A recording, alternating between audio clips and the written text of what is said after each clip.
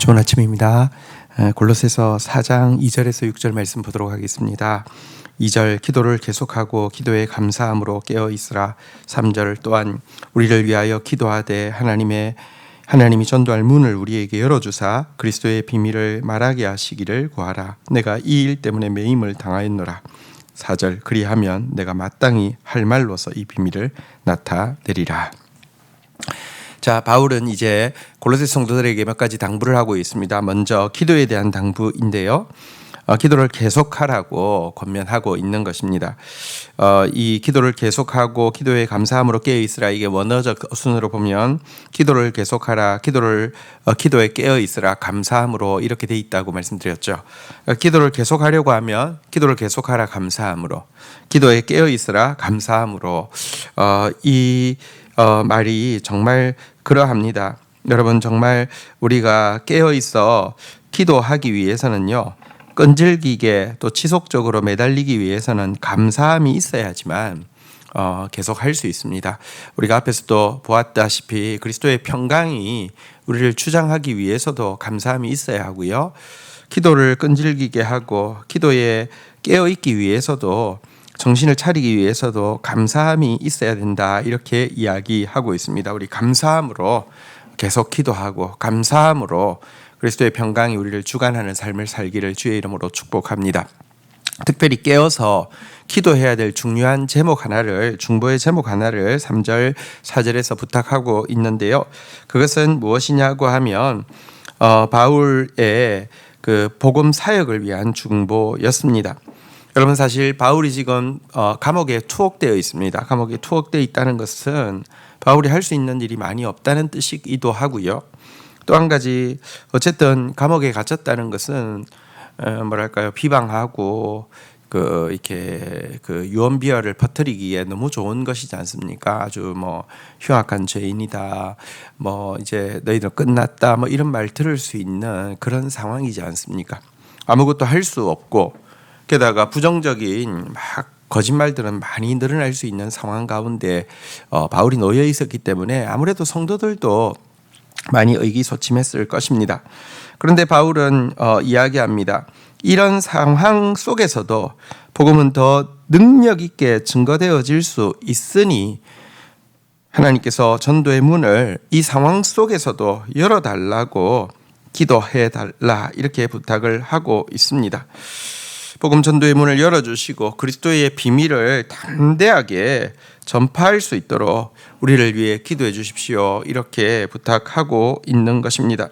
여러분, 사실 우리가 뭔가 할 수 있는 것 같아도 솔직히 말하면 하나님께서 영혼 구원의 문을 열어주시지 않으시면, 복음의 비밀을 이렇게 사역자에게 알려주시고 듣는 사람들에게 알아들을 수 있는 기회를 주시지 않으시면 워낙 아무것도 안 됩니다. 그러나 지금 사역자가 아무것도 할 수 없는 것처럼 매여 있고, 또 여러 가지 상황이 부정적으로 이렇게 역할할 수밖에 없는 상황에 있다 할지라도 주님께서 복음 전도의 문을 열어주시면 닫을 자가 없으며, 주님께서 복음의 비밀을 계시해 주시면 막을 자가 없는 것입니다. 이 일을 위해서 기도해 달라고, 그리고 성도들의 중보가 있으면 이런 상황에서도 하나님의 사역자들은 하나님의 복음을 더 힘있게 전파할 것이고, 그 복음은 허상이 아니라 실상이라는 것이 반드시 드러날 것이다 라고 이야기하고 있습니다. 우리 함께 하나님의 교회를 위하여서 이 말씀 붙잡고 더욱 감사함으로, 기대함으로 이 영혼 구원의 문이 활짝 열리도록, 또 그리스도의 이 비밀, 하나님의 그 영광, 하나님의 홀로 어미한 일을 행하시는 위대하심이 드러나도록 함께 중보하기를 주의 이름으로 부탁드립니다. 5절입니다. 외인에 대하여는 지혜로 행하여 세월을 아끼라. 6절 너희 말을 항상 은혜 가운데 소금으로 맛을 냄과 같이 하라. 그리하면 각 사람에게 마땅히 대답할 것을 알리라. 자, 이제 한 가지 더 부탁하는 것은 그리스도를 아는 신자가 아직 그리스도를 알지 못하는 사람들을 대할 때 어떻게 해야 되는지에 대한 내용입니다. 그것은 지혜롭게 처신하라는 것입니다. 왜냐고 하면 그리스도를 알지 못하는 사람들에게 있어서 신자의 행동은 그들로 하여금 그리스도가 어떤 분이신지 판단하게 하는 가장 1차적인 재료가 되기 때문입니다. 이 때문에 지혜롭게 행동하기 위해서는 세월을 아껴야 된다 이렇게 이야기하는데요. 이 말은 사실은 뭐랄까요? 그 번역에 조금 그 문제가 있습니다. 원래의 뜻은 이렇게 지혜롭게 행동하여서 복음을 전할 기회를 놓치지 말라는 뜻입니다. 우리 그 GT에도 보면 밑에 영어 성경이 있잖아요, 그죠? Make the most of every opportunity라고 돼 있는데요. 그러니까 그 모든 그 기회를 최선의 것으로 이렇게 사용하라 이렇게 되어 있습니다. 세월을 아끼라 그러니까 뭔가 뭐랄까 되게 소극적인 이미지 혹은 또 비신자들을 향해서 지혜롭게 행하는데 세월 아끼라 그러니까 비신자들하고 무슨 시간을 보내지 말라 뭐 이런 것처럼 오해할 수 있는데 전혀 그런 뜻이 아니라 우리에게 주어지는 그 기회를 최상의 것으로 살릴 수 있도록 하라 이렇게 이야기하고 있습니다. 그러기 위해서 지혜가 필요한 것이죠. 복음 전도에 기회가 주어졌을 때는 그것을 놓치지 않아야 하는데요. 구체적으로 이것이 무엇이냐? 신자의 언어 생활이 밑에서 보는 대로 항상 은혜롭고 덕스럽고 경건해야 되는데 마치 소금으로 맛을 내는 것처럼 하라 이렇게 이야기하고 있습니다. 소금으로 맛을 낸다는 게 어떤 뜻일까요? 소금 안 넣으면요 정말 음식 먹기 힘들잖아요. 또 반대로 소금 조금만 많이 넣어도 먹기 힘들잖아요. 소금은 진짜 적절하게 넣어야 됩니다. 조금 많아도 안 되고요, 조금 적어도 안 됩니다. 신자의 말이 이러해야 합니다. 은혜로 말미암아 여러분 덕스럽고 경건하되 과하지도 부족하지도 않도록 해야 합니다. 이런 말에 사람이라야지 하나님께서 기회를 주실 때 자신의 신앙과 우리에게 있는 이 복음을 증언할 기회를 최대치로 활용할 수 있다는 것입니다. 그래서 우리 비신자들을 대할 때 특별히 이제 샬롬 축복 사역 기간이고 이제 초청 사역 기간입니다.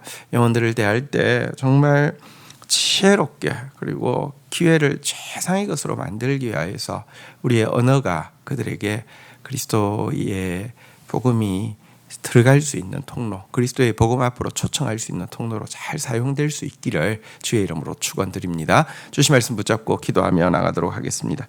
하나님, 우리가 할 수 있는 거 많이 없지만 우리가 기도할 수 있다는 것이 얼마나 놀라운 일인지 모름을 고백합니다. 기도를 계속하게 하여 주십시오.